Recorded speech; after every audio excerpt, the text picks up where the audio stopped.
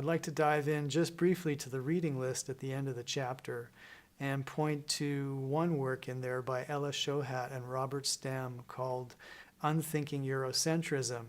And that's a real key work in this area, discussing stereotypes in the media. They make a couple of great points about what they refer to at one point as the burden of representation. And what they point out there is the kind of double standard that exists, whereby a member of a stereotyped minority who acts in a certain way, that behavior, especially if it's viewed as negative, will instantly be assumed to be a characteristic of the entire group. Whereas, an individual bad actor who's a member of one of the dominant groups in society, that person will just be viewed as a bad individual. Their acts will not reflect back on the entire group.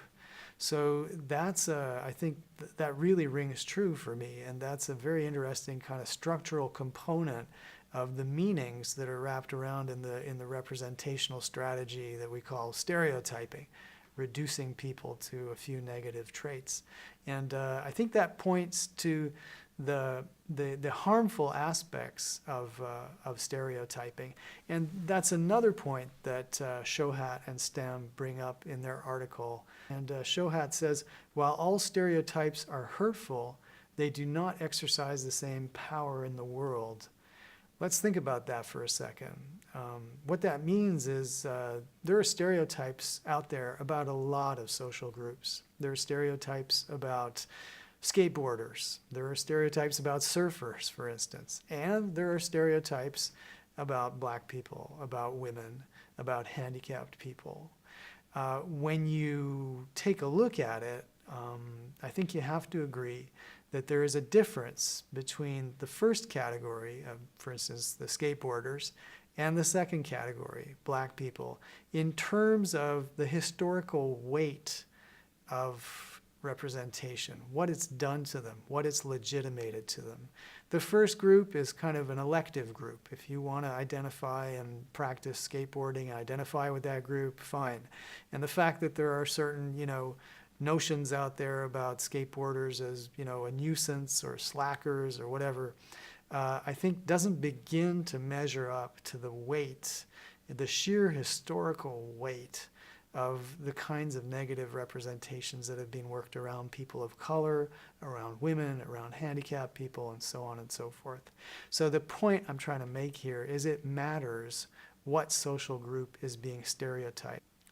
This idea is also picked up in an essay by Elizabeth Perkins called Rethinking Stereotypes. It's quite an old essay. It's about 40 years old.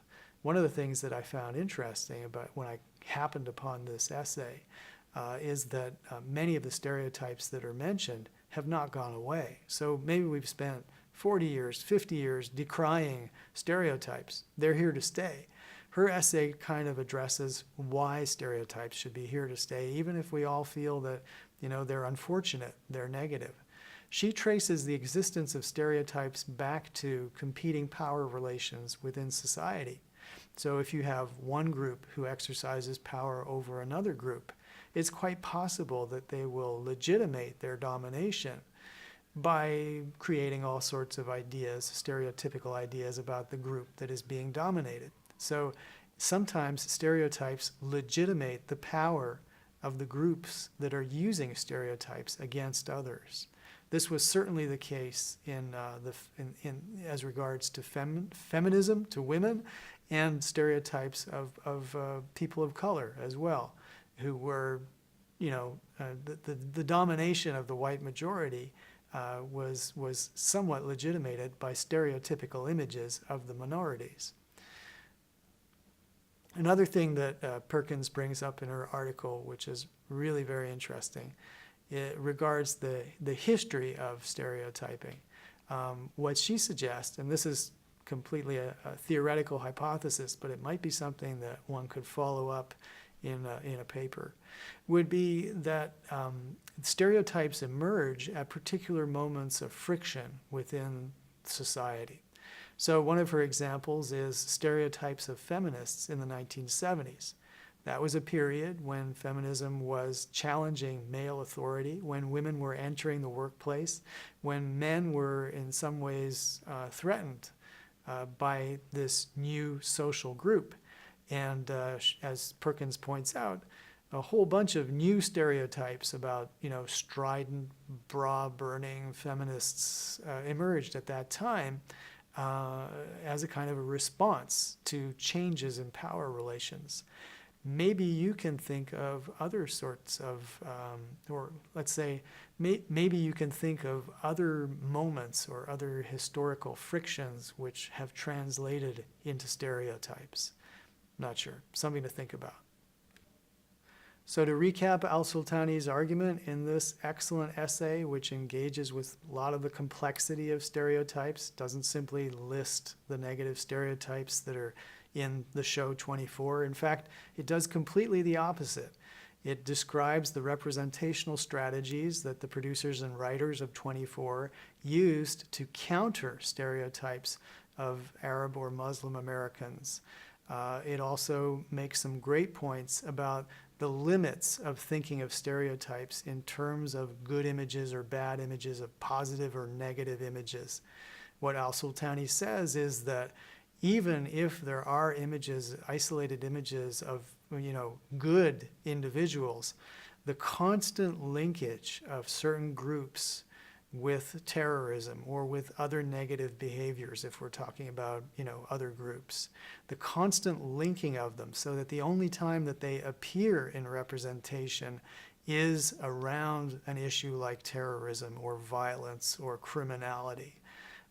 That will far outweigh any individual positive image that might be out there, even if we can figure out what a positive image is. So there are many opportunities that for further research and writing that come out of this about stereotypes, about the history of their emergence, about the strategies that producers use to cope with stereotypes, about audience response to stereotypes, even pressure groups that are created to deal with representations. These are all interesting issues around the topic of stereotypes and representation. Just try to deal with the complexity of the issue as Al-Sultani has. It'll make a far more successful and interesting essay.